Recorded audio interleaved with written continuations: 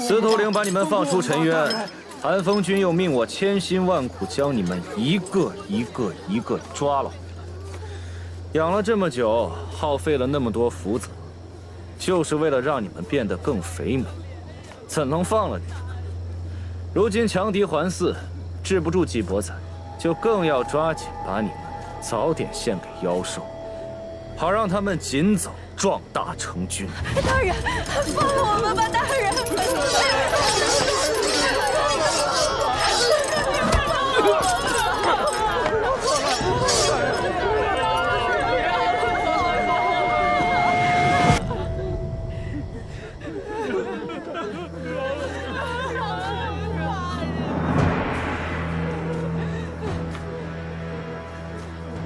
你不害怕吗？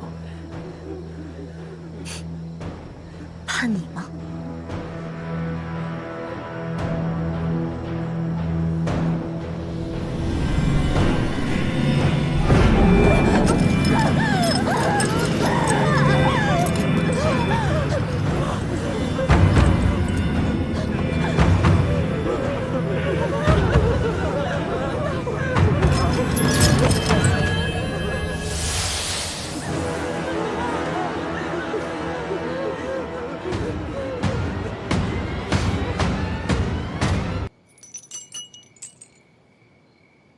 你们演这一出，能有用吗？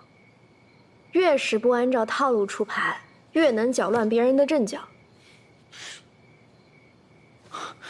你的意思是说，季伯载突然找到穆奇柏，穆奇柏肯定如临大敌，为保安全，他会把自己全部人手，至少是大部分人手派去花月夜。这多少胜算还未可知，但至少可以搏。只要他们防备薄弱，就有机会找到星柳说的豢养妖兽的法门。也是，那我去就会，肯定把他这老狐狸尾巴给救出来。对了，穆奇柏手上那份记载着离恨天交易往来的名册，很有可能也在龙礼台，我会偷偷找的。这次一定要注意安全。放心吧。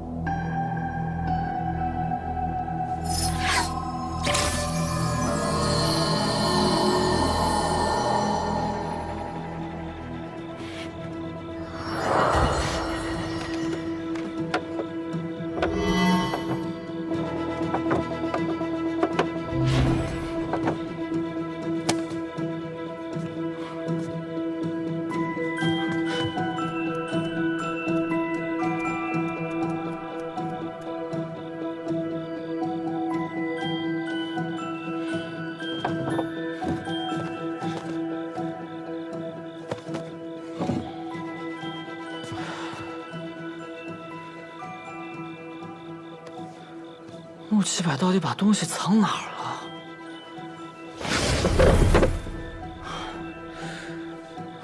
这房间怎么这么热呀？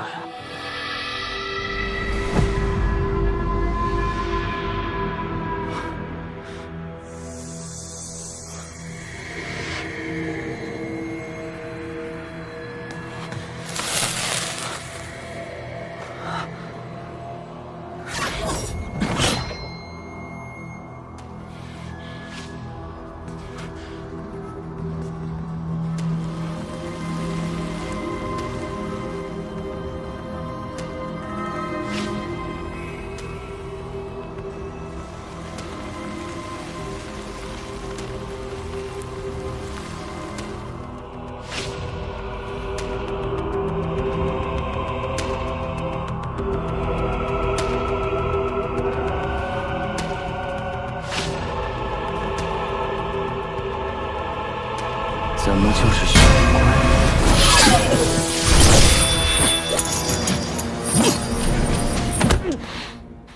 又见面了，小猫咪。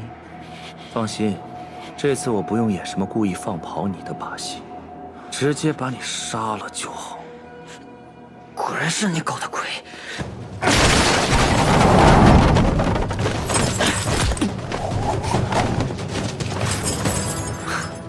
小猫咪，爪子还真利啊！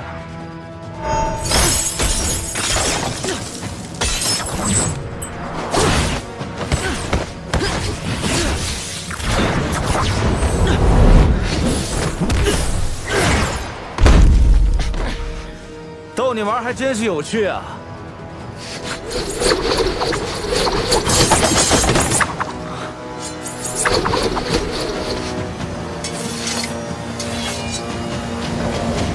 逗你玩也挺有趣的。你居然还带了个帮手！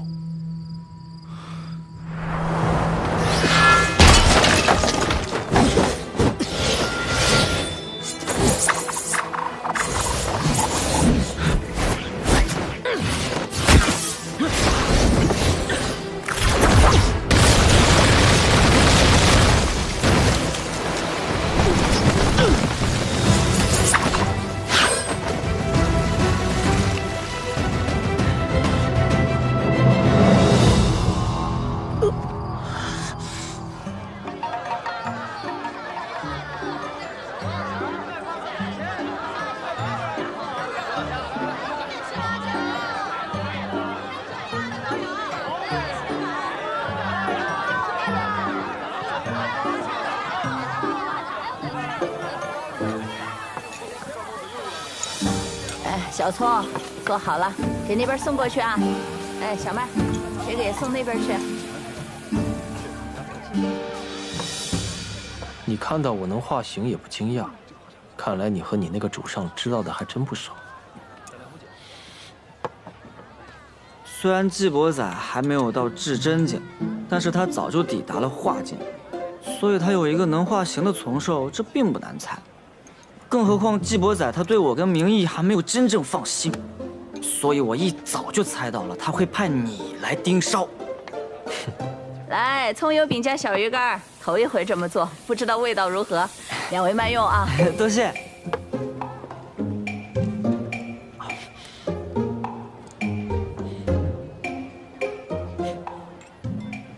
你这条龙，光天化日的出现在集市里，真的不要紧吗？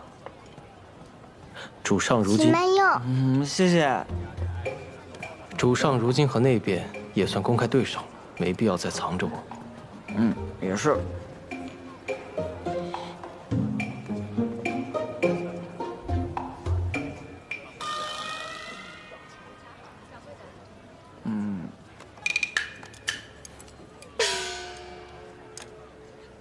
你要吃鱼吗？你们这些龙应该都吃鱼吧？我有名字，吃完赶紧回去。那你又不告诉我你名字叫什么？请慢用。谢谢。不休。我叫27。不休，好名字啊！说实话，我还挺羡慕你们龙的，又大又威武，一化形这身材还挺结实。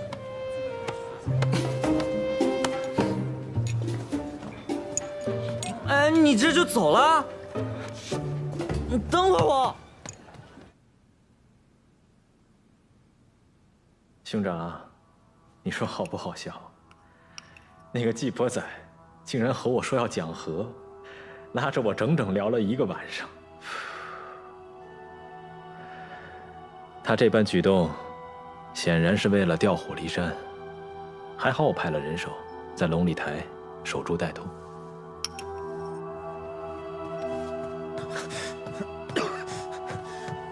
韩风君，他滚！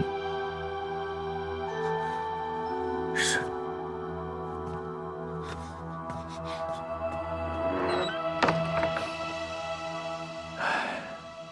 兄长睡着，不知道外面发生了什么。我原本是看上了季伯仔的能力，想要拉拢他为季星渊效力，谁知他竟一心只想和我作对。兄长，他什么都不懂，为季星渊赢下一场青云大会根本算不了什么，只有像我这样，将妖兽豢养成群，拥有了妖兽的力量，季星渊才不会惧怕任何人。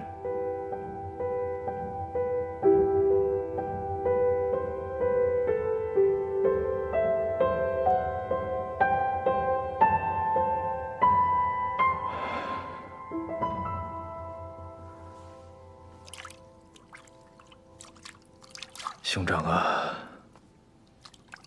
姬行渊需要真正的强盛起来，有些牺牲总是无可避免的。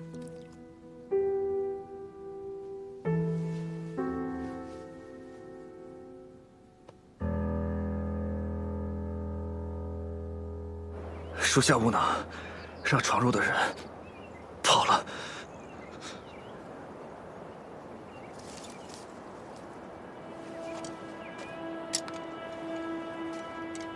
你刚才说什么？属下无能，让闯入者。季伯仔太过诡诈，他还留有后手，安排人来接应。接应的人与他气息同属一脉，属下猜测，那就是他的从手。恐怕季伯仔一直对外隐瞒了他的修为，他的从手已经能够化作人形。他们没有发现别的东西吧？没有，韩风君放心，属下绝对没有透露石灵术的存在。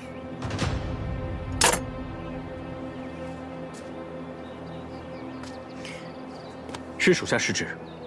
那季伯仔因和明义发生口角，被赶出房间，宿在花月夜。我等便受命监视寿华潘公，盯了明义一宿，只是未曾想到那季伯仔竟能让明县那只白猫听命于他，还和他自己的从兽联手将孙秀。在寿华潘公集训这几日，你当这个医师还真是尽忠职守，与季伯仔磨合的那般默契，我每日都看在眼里，都不由得担心，莫不是你？我只是不想和季伯仔的关系闹得太僵，否则更办不好事。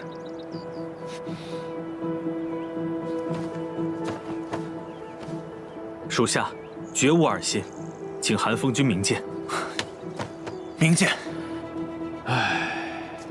花了这么多心血栽培，但我看这没用的东西是长不高了，拔了吧。属下知道有个偏方，可以帮助这汉青竹。哦，这你也会医？属下即刻去取。取？如果我没记错的话，你说的偏方应该主要是用牙齿吧？是。齿磨成粉。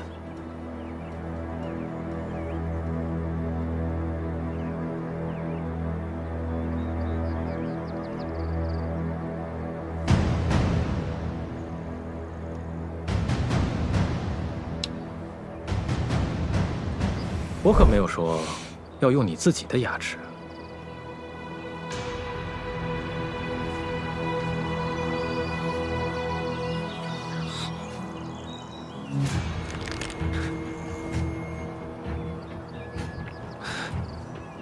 我自己来。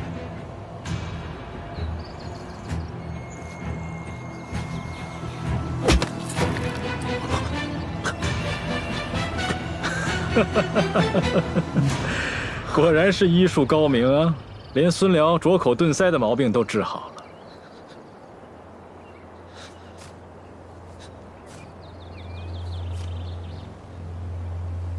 那照顾我兄长的事，不会出什么岔子吧？属下定当尽心尽力。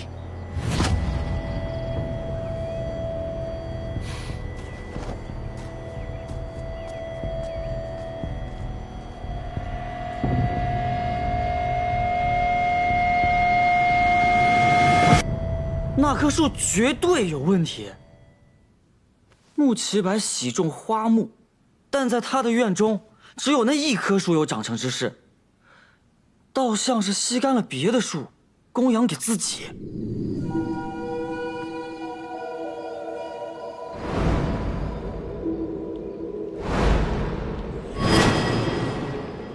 我在后赵记忆中看到的，应该是那棵树。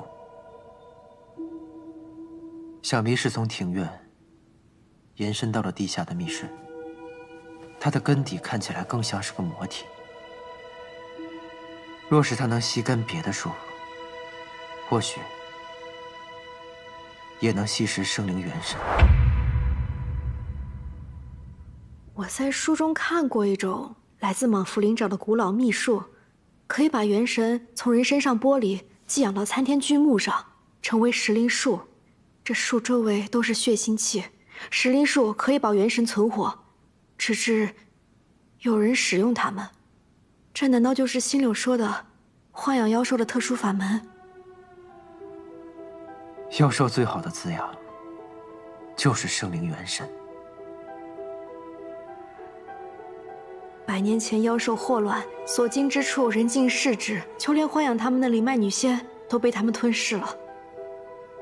这穆七百若是把这些妖兽集结成军，后果不堪设想。这么大的事儿，咱们赶紧上报极星神君吧。神君已被穆七百控制，常年昏睡不起，与傀儡无异。那告知其余武将，这些上位者不过是以求之和。若让他们知道有妖兽军的存在，恐怕只想占为己有，利用此力量主宰六境。并非所有上位者都受权柄奴役，总有人会为了六境其他生灵考虑的。我们应该尽量联合起所有人。联合？怎么可能？但是我们的力量势单力孤，那些妖兽军太厉害了。以我们的力量，一旦无法阻止穆七百，六境会遭遇什么？你说下境供养7年，在瑶光宫那样的地方安稳长大，自然会相信六境中还有正义之士。若是你在尘渊活过1日，便会明白，什么才是人性的贪婪和恶念。若是妖兽军公开，轮不到穆七百作乱，六境都会为了此力量陷入混乱，你们瑶光山也不例外。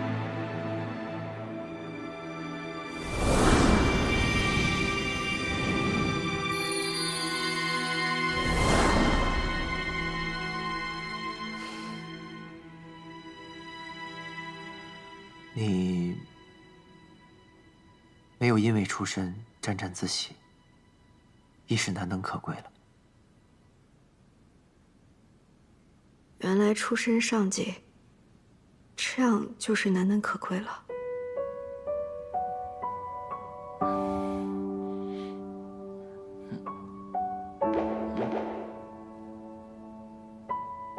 天机已写下手书，即日起集训结束，不用再驻寿华盘宫了。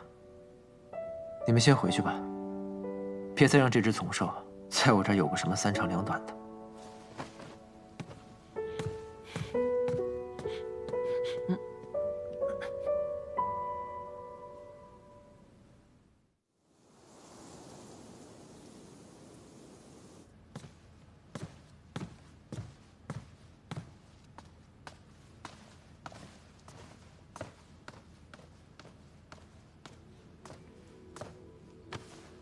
参见父君。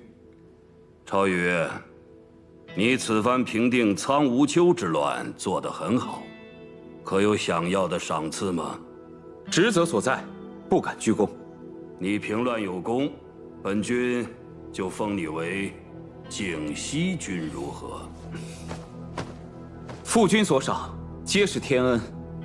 只是，儿子只盼能为父君。对了，前几日司判堂和医事堂传出流言说，本君要封你为太子，不知你是否也听到过这样的话？给你看样东西吧。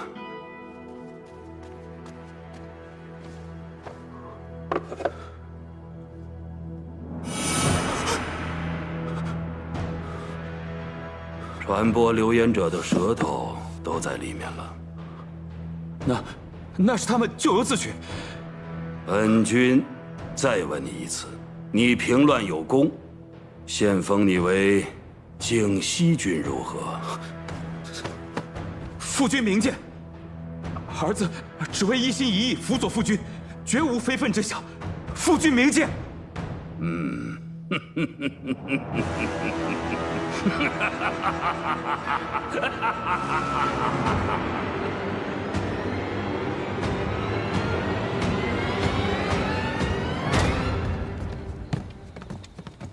恭喜殿下，贺喜殿下获得景西君位。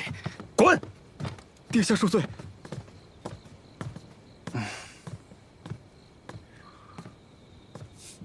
我还以为大哥这次定能成为太子呢，可方才听闻，父君赐了个景西君的封号，还杀了你几个手下。你是来看我笑话的？哎，我哪敢啊！父君迟迟不立太子，是因为他儿子众多，就等着看我们的表现呢。可我却是真心希望大哥能成为太子的。你到底想说什么？大哥可知道，朝元这几个月都去哪儿了呀？哼，他个废人，能去哪儿啊？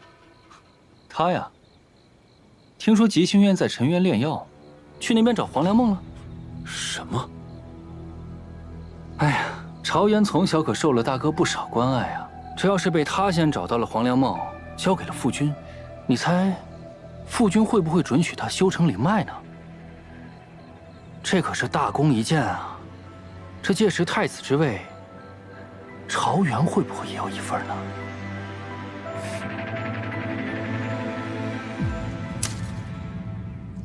什么？那位大人物要亲自来祭星渊？是，但斗者身份受限，不得入境。他指明要殿下亲自出境迎接，好生护送。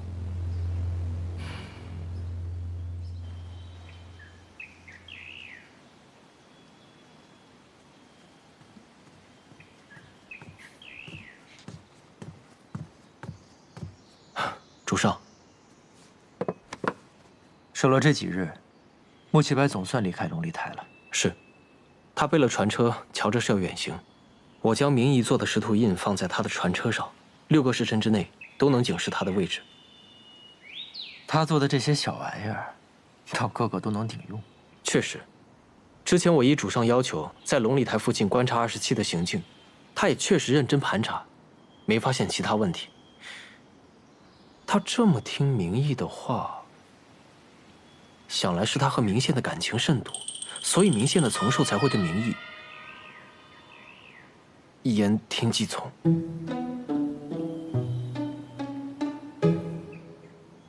我们出发吧。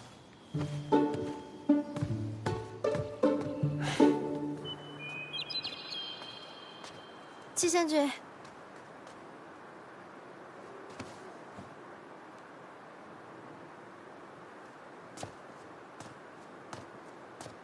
你跟季伯仔已经成功结下心印了，你赶紧把他送出门，我们好去灵溪井啊！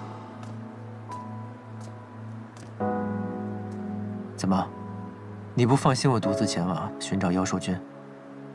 那你可以同我一起。我不放心什么？我相信季贤君跟我一样，不会被这危险的战力所诱惑的。青叶风寒，季贤君此行危险，切以自身为重。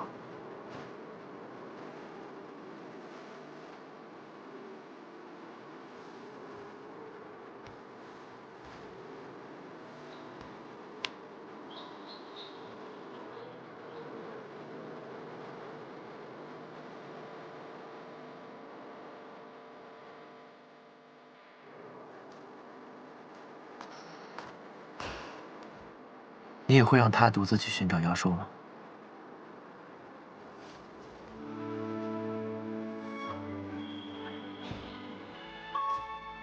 我的意思是，妖兽君这样的力量，不是谁都想占为己有吗？眼下除了我自己，我只信任季贤君。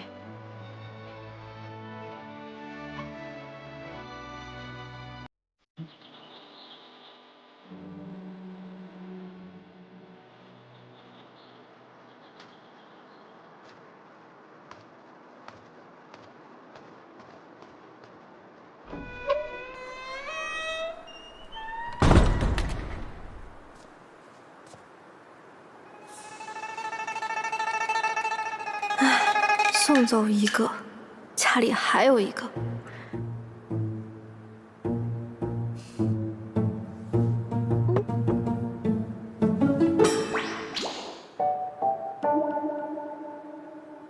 哎呀，荀婆婆，是季大人让你盯着我的吧？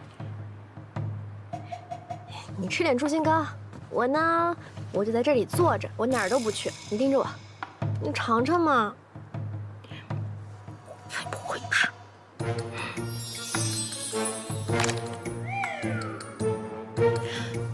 你与明宪到底什么关系？主上能放过你，想来你没有什么大问题。但是老山还想再问一句：我和明宪有婚约。婚约？你和明宪？嗯。你是瑶光山的探子？嗯。啊，不对不对，那主上一定不会放过你。他能留下你，说明你不会害他。嗯。那你怎么会在吉星渊？你还在花月夜？我……难道明宪老贼与我那日日要打我的老汉一般下作，害你去花月夜补贴家用？确实是算他害的。一代战神，竟如此下作！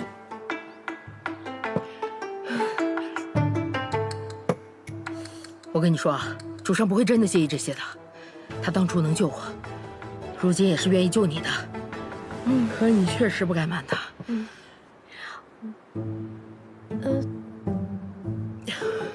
那确实有点过分了。我跟你说，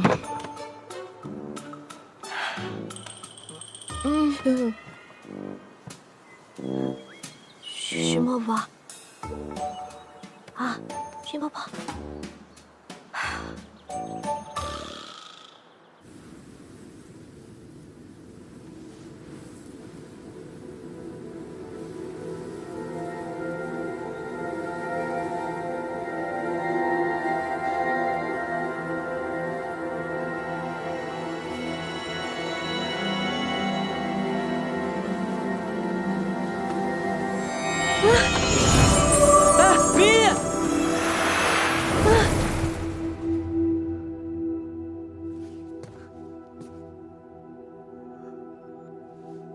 我曾在书中见过陈渊描述，恰如此景。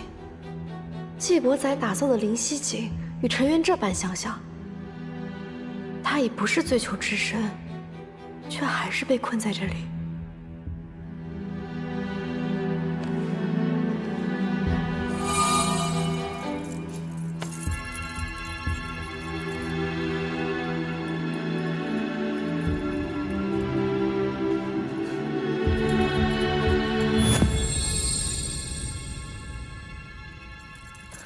黄粱梦就在这儿。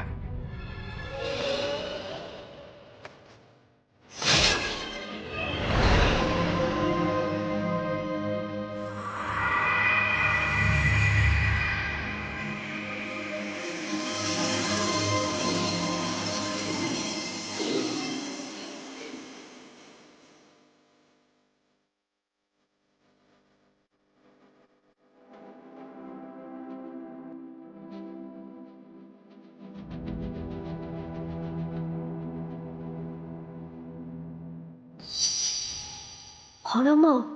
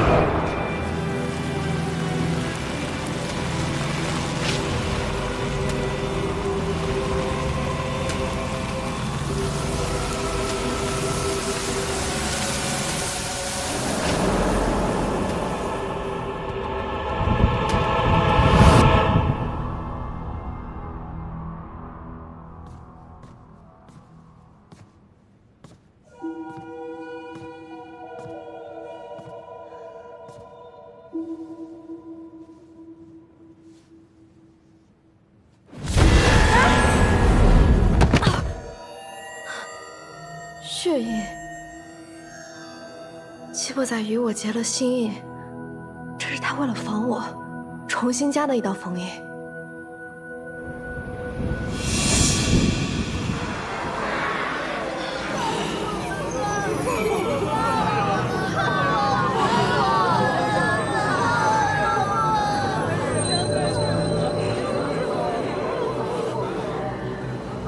这些都是陈渊最求的死灵。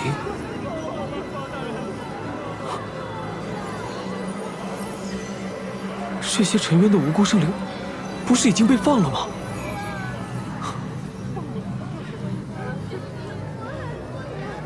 他们根本就没有平安离开陈渊，是穆奇白把他们又抓了回来。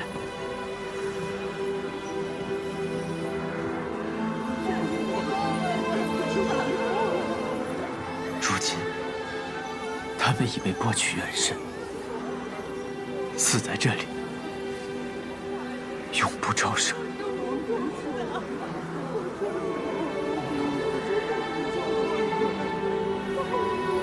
怕你？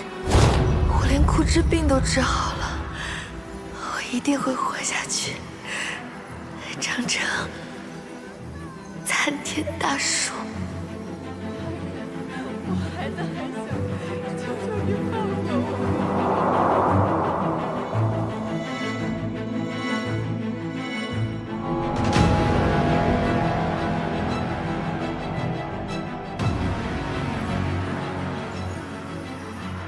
不可能，若水仙子怎么会在这儿？我们不是已经……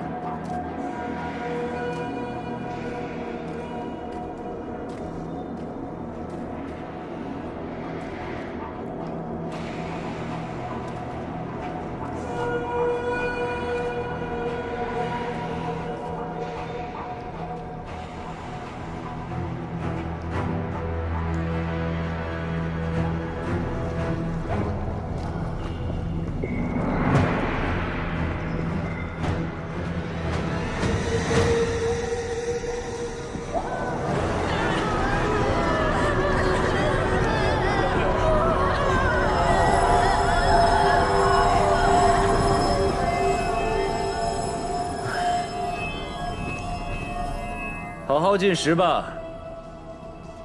原本你们只需要在陈渊做些苦工，一切都是季伯仔揭穿。如今陈渊被封，司叛堂放了，就算你们知道的不多，也有可能一不小心就泄露了什么秘密，所以你们就只能做饲料了。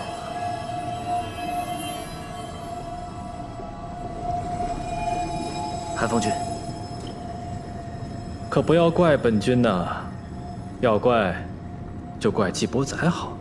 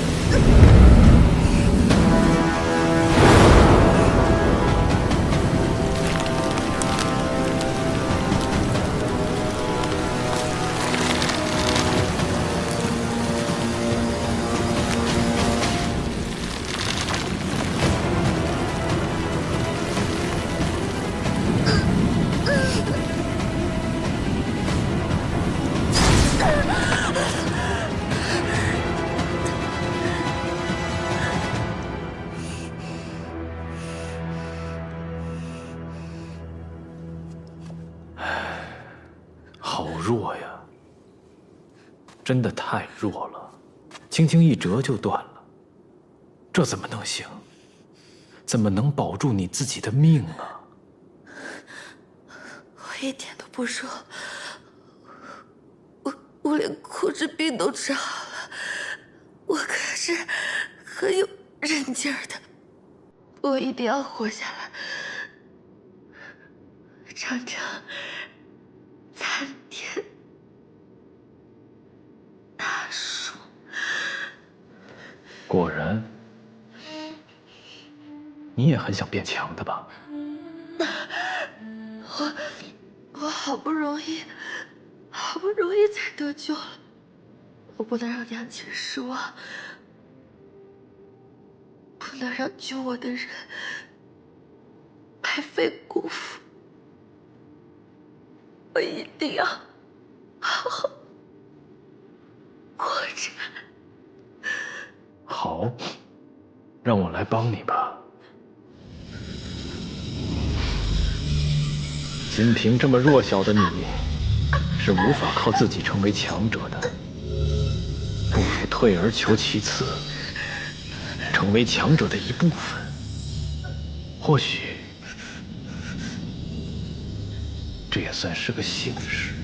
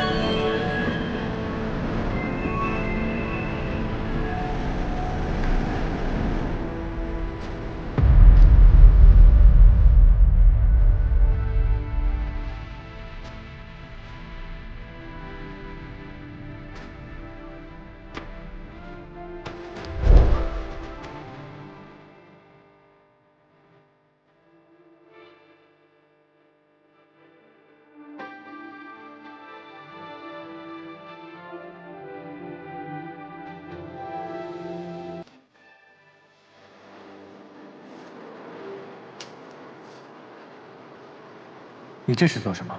我吃了金叶草，骨质病都好了，所以我想把这个送给季仙君，作为礼物。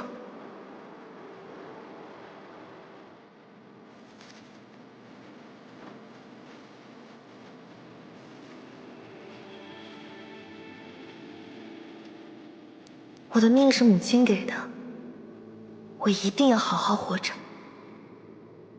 谢谢你，季仙君。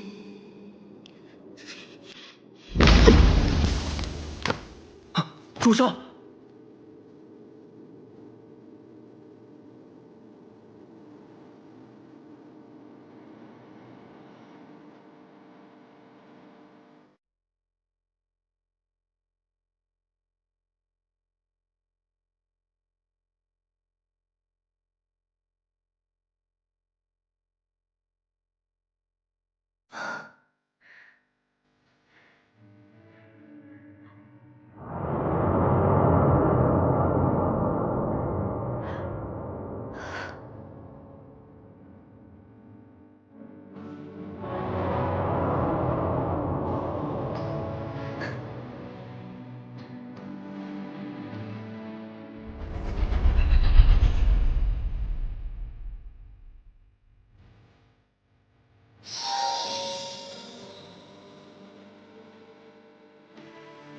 原来缔结心意是为了要人们这样做夫妻，同甘共苦，在彼此最痛苦的时候，感你所感，见你所见。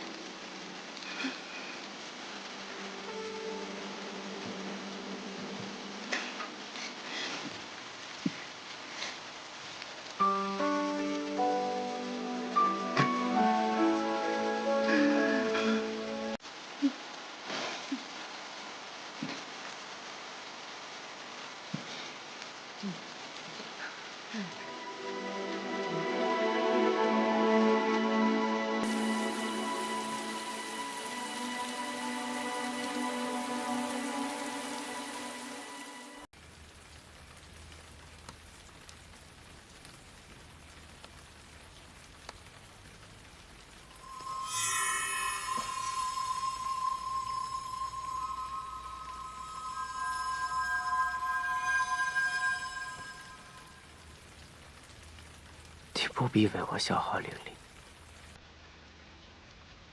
不值得。我利用了若神，我利用他揭开了自己的仇恨。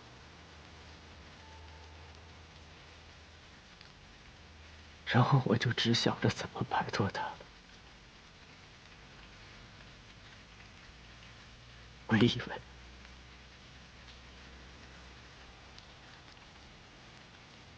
只要我将他送走，就已经算是仁至义尽了。我根本就没有管他的死活。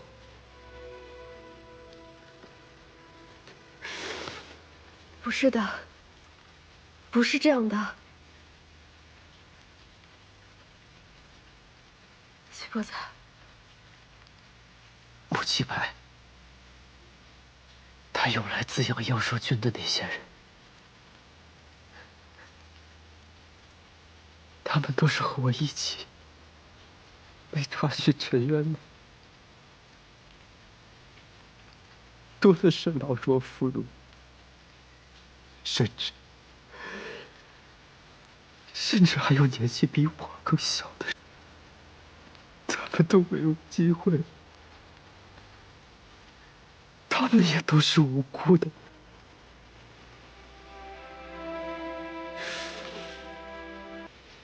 却被硬生生的扣上了醉酒牢烟。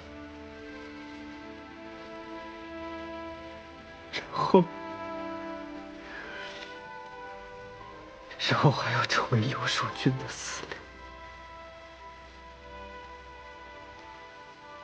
如果我没有揭发穆七白，他们和若水是不是就可以活下来了？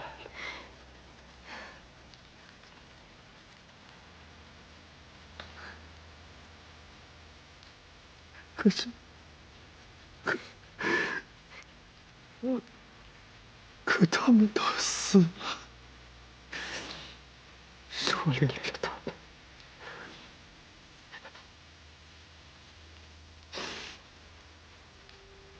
是我累了。你不能把他们的死归结在你身上，这不是你的错。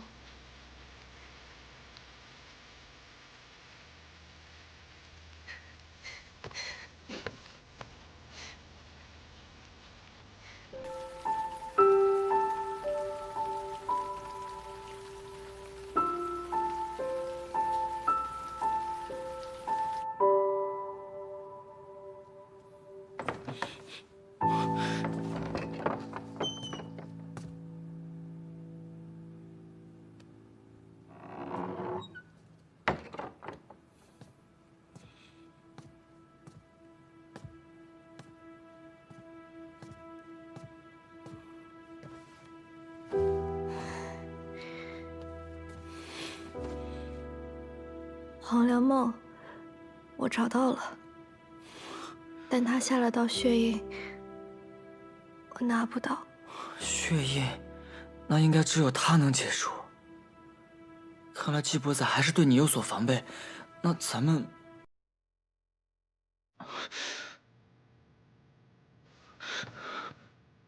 明夜，你怎么哭了？而且，我原本以为我在发现黄粱梦的踪迹的时候，我应该很开心。我应该想哇，幸好他在这里。但其实，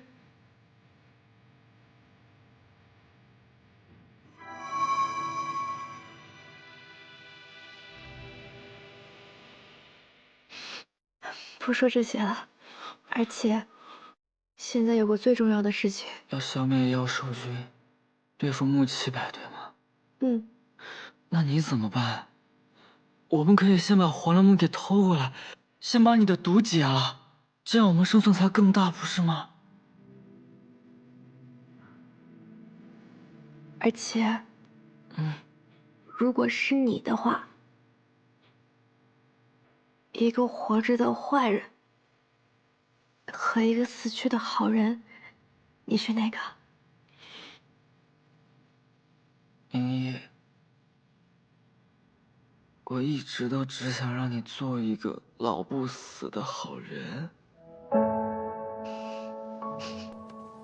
什么老不死的好人？你还老不死的好猫呢？等你牙都掉光了，小鱼干都吃不了了。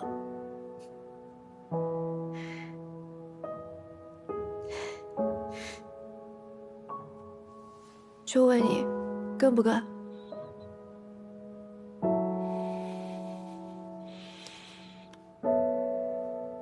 想清楚啦？啊，这就答应我了啊！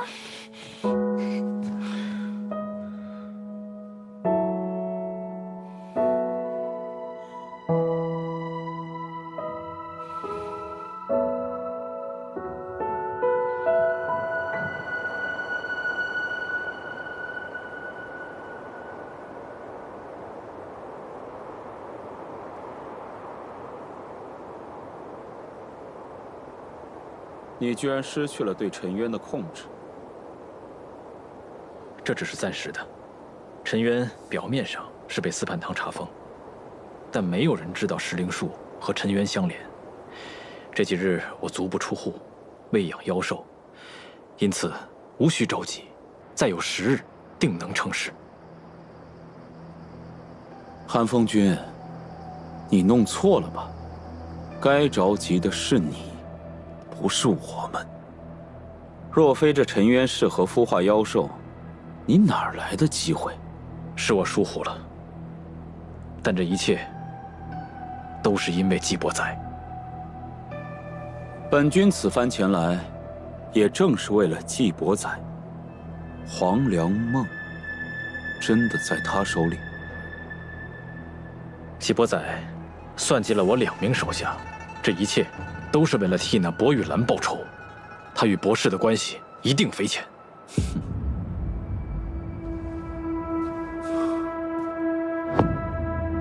没有直接回答本君的问题，看来你还真的不知道黄粱梦的下落。本君真的怀疑，你也想保全季伯载，让他有朝一日拿下青云大会，成为6境第一，让你们吉星渊彻底的摆脱逐水灵州。我对逐水灵州绝无二心。就算你有，那也没用。青云大会的输赢，谁来了也翻不过来。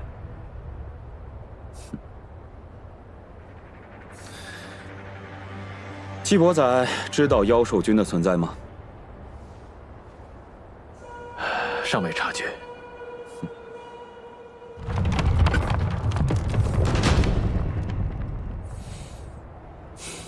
齐星渊这个破地方，连船车都走不利索。少君，哎，还是有劳韩风君亲自加把力呀。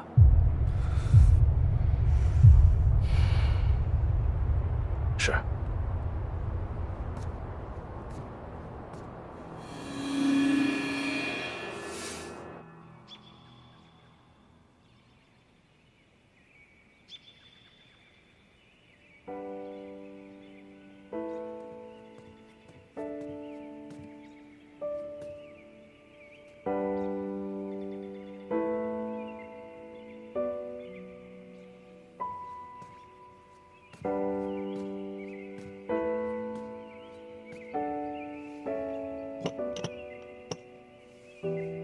不出10日，妖兽军将成。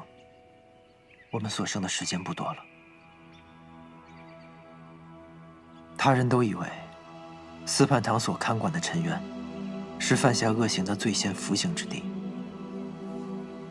但此地有毒的瘴气弥漫，无人涉足。乌七百便想到用此地来炼药，但因药方缺失，只炼出了离恨天。他通过石令术打开了通往陈渊的捷径，毅然将陈渊变成了自己的药方。这瘴气萦绕，除了适合炼药，也同样适合妖兽的生存。所以穆七百才会选择这里孵化妖兽，把你们这些无辜之人抓去给他做事。他们的行事准则从未改变过，将孤儿寡母、老弱残障抓入尘渊，死了就是死了，无人替他们伸冤，所以一直在搜罗和当初我一样的人，生死都无人问津的人，因为对于他们来说，只有像我们这样的人，用起来最为趁手。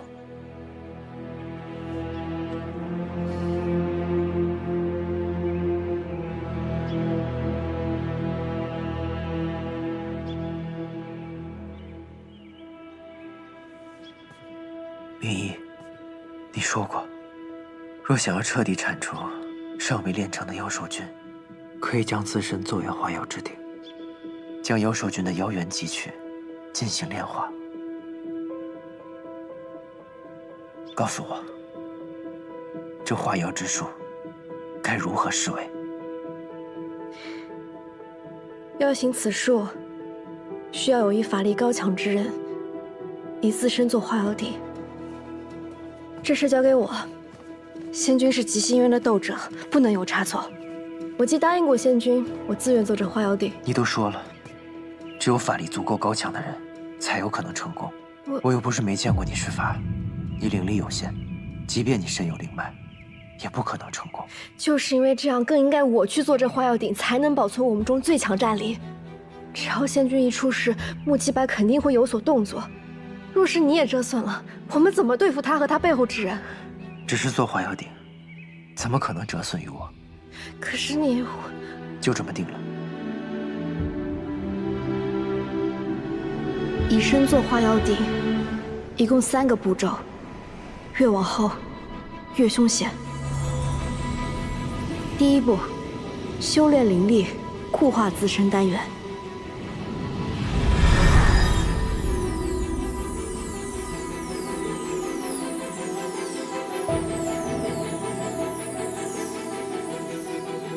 第2步，将妖兽隔空吸入丹元内，便会在体内生成妖元。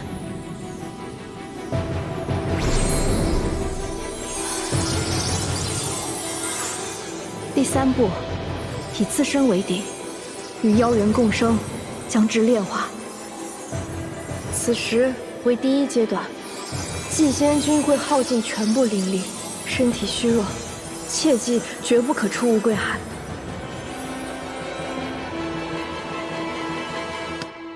季波仔真要自己做化妖鼎啊？他是信不过还是舍不得？他现在在灵犀井里闭关修炼，但对我只字未提。说信不过，应该比不忍心有理有据些吧？哎，他怎么想我的现在不重要，他得先通过第1关。这个药粉能帮他治好手上的伤。我还得再做一些补药，帮他灵力维持在最强状态。眼下先做这些吧。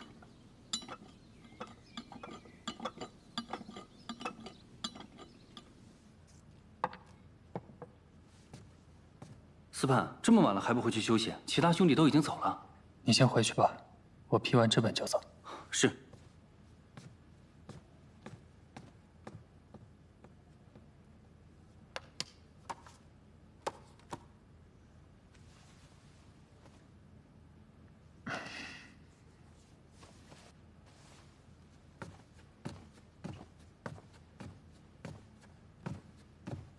好久不见呐，我亲爱的弟弟。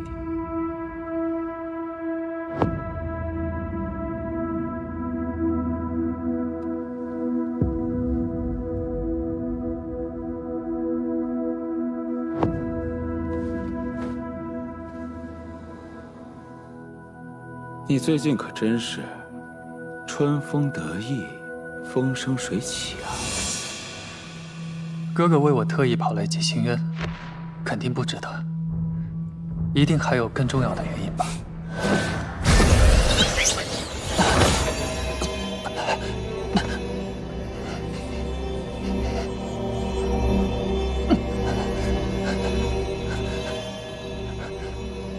看来你跟灵脉一辈子都没有缘分了。潜伏在极星院这么久，居然还未找到黄粱梦，果然这辈子成不了气候。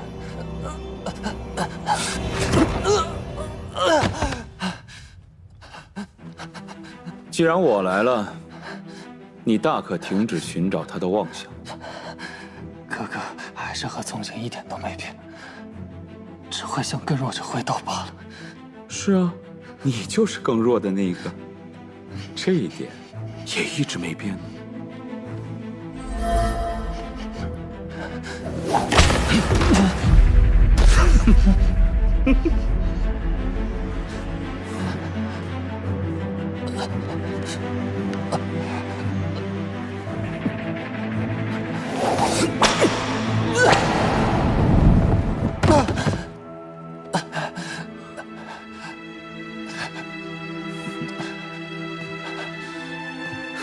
还是跟以前一样，无趣至极。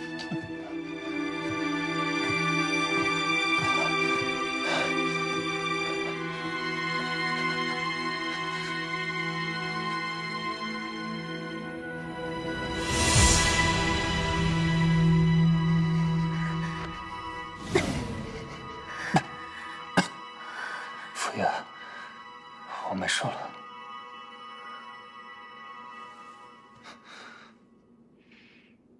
等主上找到黄粱梦，练出灵脉，便再也不会受这般屈辱。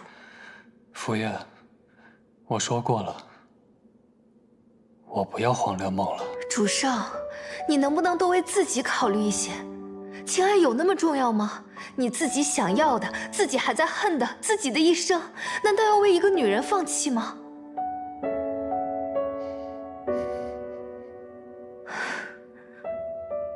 我为主上盯了穆启柏这么久，好不容易有了新的进展，你真的要将黄粱梦拱手让人吗？什么进展？是有黄粱梦的消息了吗？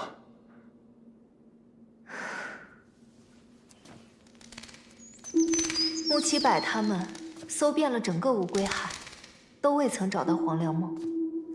我便猜测，或许是季伯载能够变换出一个真实的灵犀井，只有他自己可以进入，又将黄粱梦藏在了井中。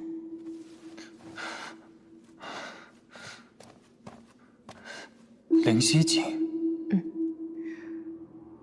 主上想要用黄粱梦来救明义的命，可你此时在神都的踪迹已经暴露。如果没有灵脉，他们会让你好好活下去吗？主上，你从前一直想要做的事呢？我不愿看你这样，为别人这样。可是，黄粱梦只有一份，我只是没有灵脉，明义没有解药，是会死的。那，你若当作是为了我呢？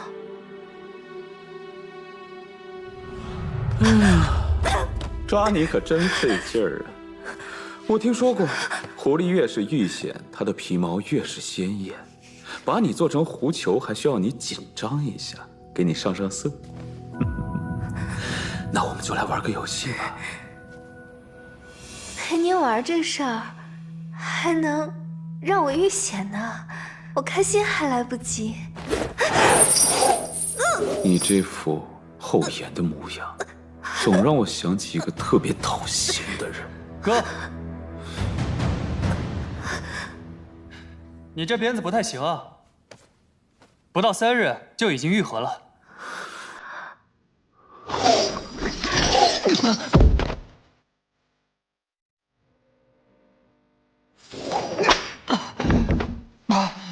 托我的福，你这个没有灵脉的废人也能耐起来了，越来越抗打了。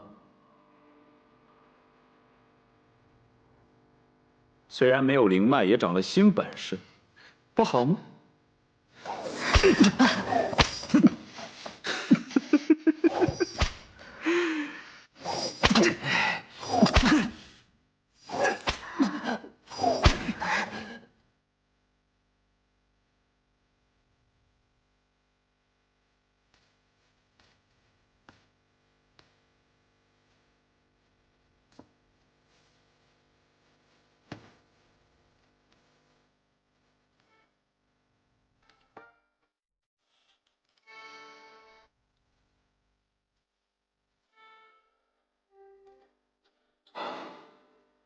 受伤了？那你怎么不跑？什么火力这么大？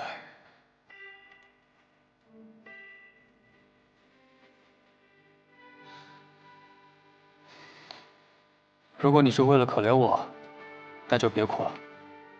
等有一日，我能改变这一切的时候，能庆祝胜利的时候，你再哭就是了。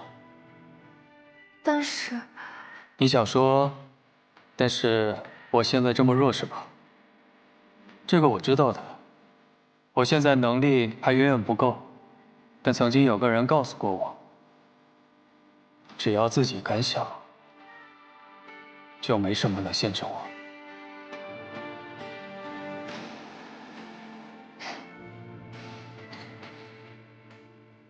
其实都一样，先想着好了，先活下去。未来总有一天，没什么能限制我们。哪怕你是只小狐狸。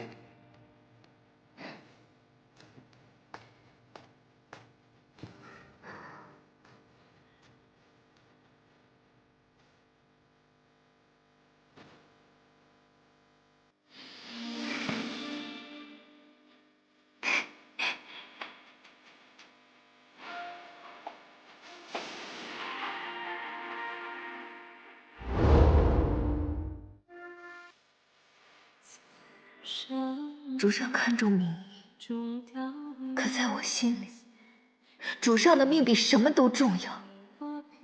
从前主上让我做什么，我都心甘情愿。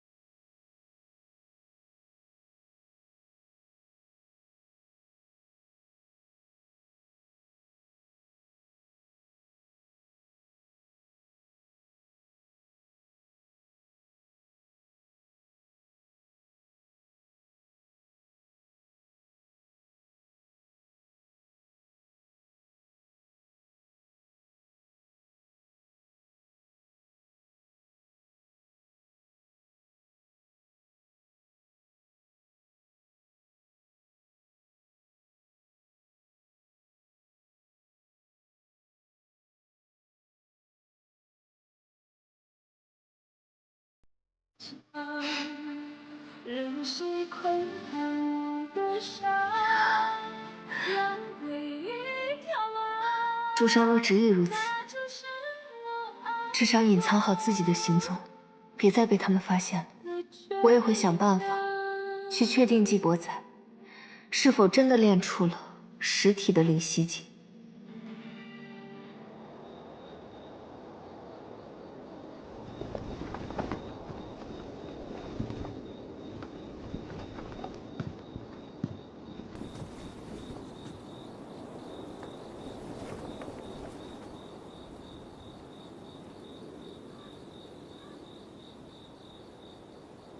还是先不打扰他休息吧。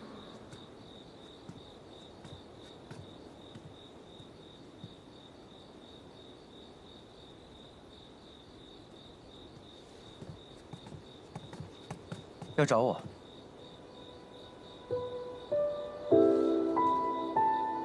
哦，也没什么特别的，就是想到你刚刚固化了丹元，肯定有些虚乏，所以就熬了碗药。但我想想还是算了，仙君不是……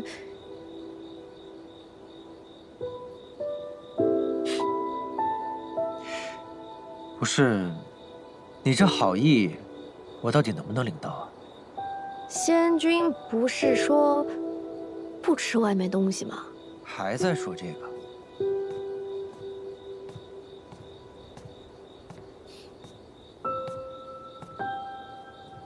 如果是换做别人，他多半会怀疑这仙子本是要下毒，结果忽然心软，改变了主意。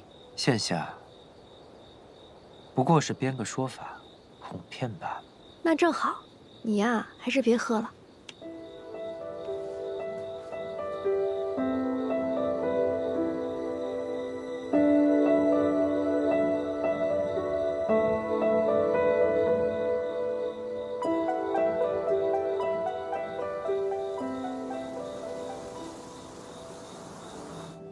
是时候开启第2步了，需用传送法阵，将丹元送抵沉渊，彻底吸空妖兽元神。但此步会暴露施术者气息，请务必以最快速度将丹元传回，否则功亏一篑。以无身作祭，引浩然正气。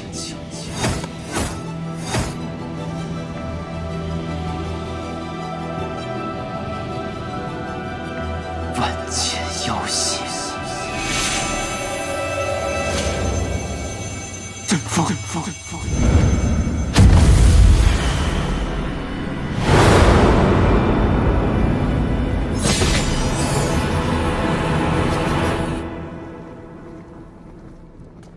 请。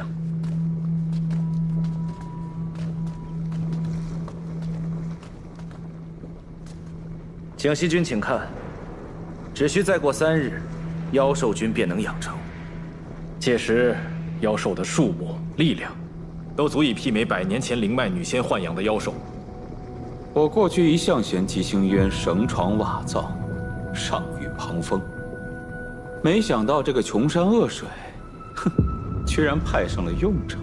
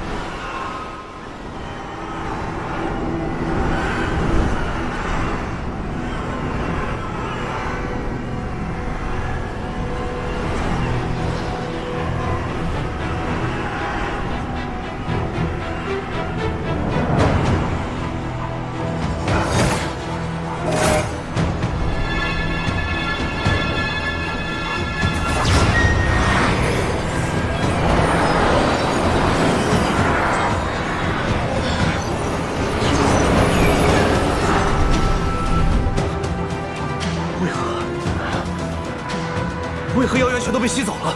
这……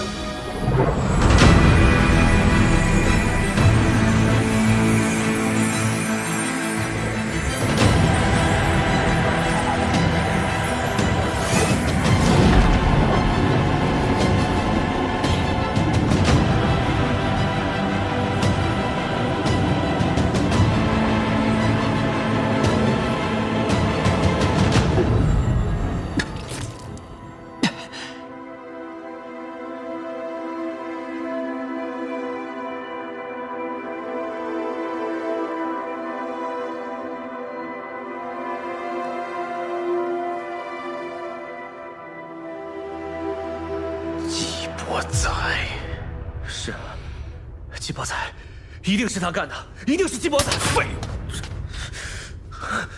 属下不知季伯仔竟通晓化妖术这等秘法，否则属下定会提防。江西君，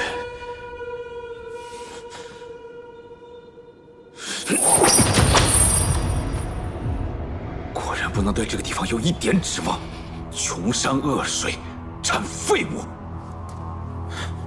绝地3尺，你给我把季伯仔找出来！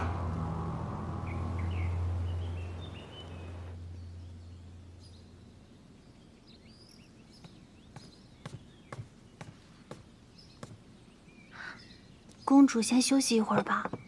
少华盘宫的尊者可绝不能是花架子，这庆云大会的任何细节，我都要牢记于心。公主真的长大了。是输怕了。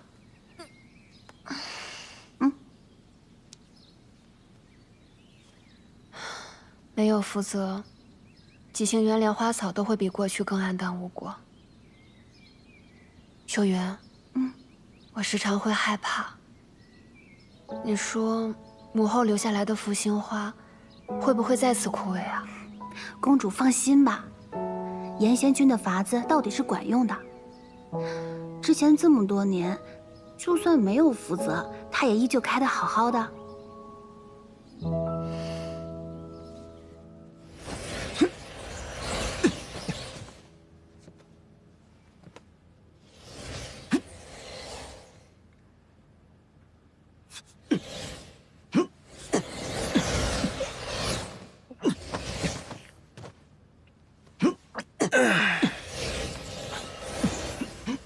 各位，我们没日没夜的训练，而身为最重要的战客，季伯载却连日不曾现身，置整个寿华叛宫于不顾。那我们还练什么？我们拼死拼活的又为了什么？就是啊，对啊，为什么？青云大会是团战，我们需要的领袖是能够统领大局的。而现在，像季伯载这样的人，被公主封为战客，奉若至宝，那我们还在乎什么？我们干脆都不要练了。孙辽说的对，季伯载再不露面，就不配再当战客。是啊，他不来，我们就没有必要再练了。对啊，我们练什么呀？你们别这么说呀！公主，孙辽在寿华叛宫闹起来了。谁说没有季仙君就不用练了？季仙君是战客，但寿华叛宫又不是只有他一个人。若是只靠他才能取胜，他不来就要输掉青云大会，那吉星渊也不算真正变强。大家说，谁说的对？谁说的对？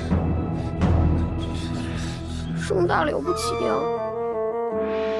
我觉得孙辽仙君说的对。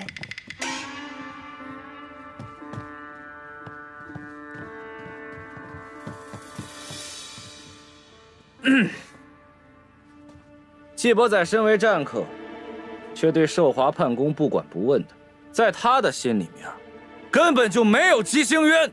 是啊，公主也他说的对啊。这要是韩风君管理寿华叛宫，肯定出不了这事儿。就是。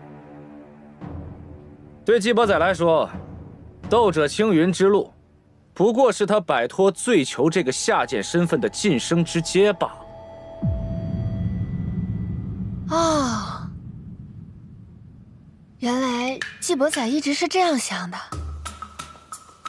难怪我一直想不通，这季伯载为何不肯来训练。倒是孙辽仙君这番话点醒了我，这样的人的确不配在我寿华叛宫当战客。对，就是没错，不配，他不配。不如我们今日改选战客。这改选选谁啊？战客之位那么重要，这得好好选个人才行。对啊，我觉得孙辽仙君就不错。公主，开玩笑的吧？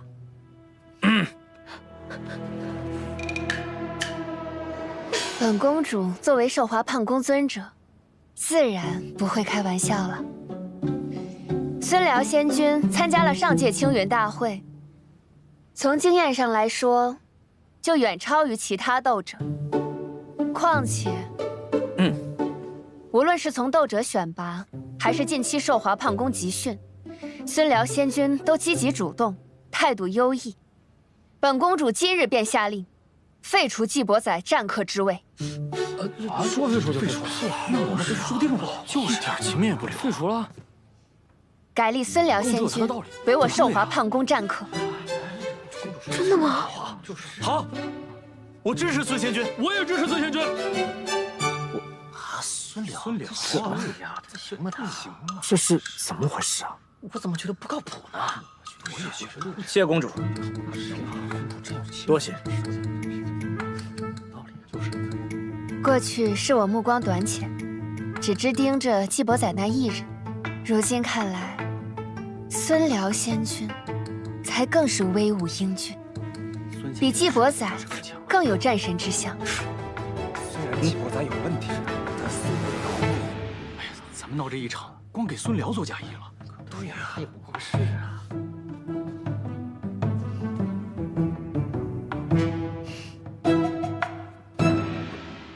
孙辽仙君，定要带大家好好练习。如果表现得好的话，我会告诉父君的。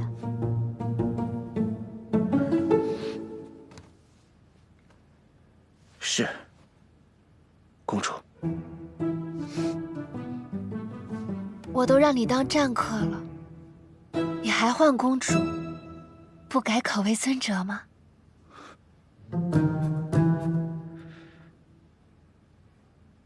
天机为何要出这样的昏招啊？不，这恰恰是他此时最好，也是最省力的办法。好的，尊者。孙辽这么嚣张，天机还这么纵容他，多没面子。面子很重要吗？能达到目的就好。伪装、欺骗、空口承诺，与其费力维护纪伯载，不如捧杀孙辽，让他成为新的靶子。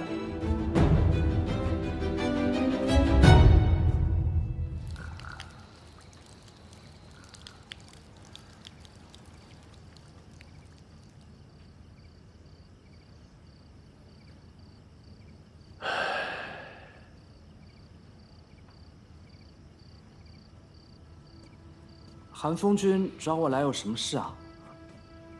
哎，这棵树是怎么了？之前还好好的。意外的娇贵，稍不注意，就一夜凋敝了。韩风君一直悉心呵护的，是我疏忽了呀。韩风君别不开心了。哎，韩风君，我可以给你带点最好喝的酒，它里面添加了吉星渊独有的赵翠花露，所以味道完全不一样。吉星渊独有？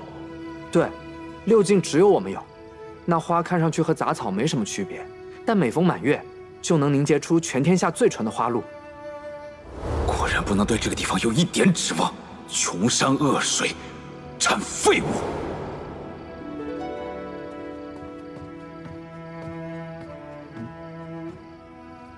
这是从隔壁库房打扫出来的杂物，无甚用处。殿下，您看怎么处理？韩风君，这是……我都快忘了，这还是天机给的。天机？恍如隔世啊！那几年，我们叔侄的关系还是很亲的。天机这丫头尤其是甜，一个糖盒，她也舍不得扔，又不想让神君知道，就让我这个叔叔替她保管了。因为天机把韩风君当靠山啊。所以，看到他和纪伯载联手，能不让我心凉吗？嗯，不会的，那只是他嘴上说说，他就是觉得纪伯载作为斗者时特别威风。天机对纪伯载，不会的，他喜欢的人不是他。所以这才更让我心凉啊！当初那个把叔叔当靠山的小姑娘，现在去哪儿了呢？她以后又会怎么样呢？我一定能保护天机，绝不让她受半点伤害。我都没有这个信心。韩风君怎么会没有信心？纪伯载，整个吉星渊，有谁知晓纪伯载的过去？他一个醉囚，又缘何能够生出灵脉？光这一点就已经够让人不安的了，更不提，自从他打败瑶光山、平步青云之后，吉星渊便一直动荡不断。是吗？你知道不久前吉星渊有妖兽出没吗？我以为那是有人添油加醋，竟然是真的。本君正在追查此事的真相，所以你能为我、为天机扫平所有的危险障碍吗？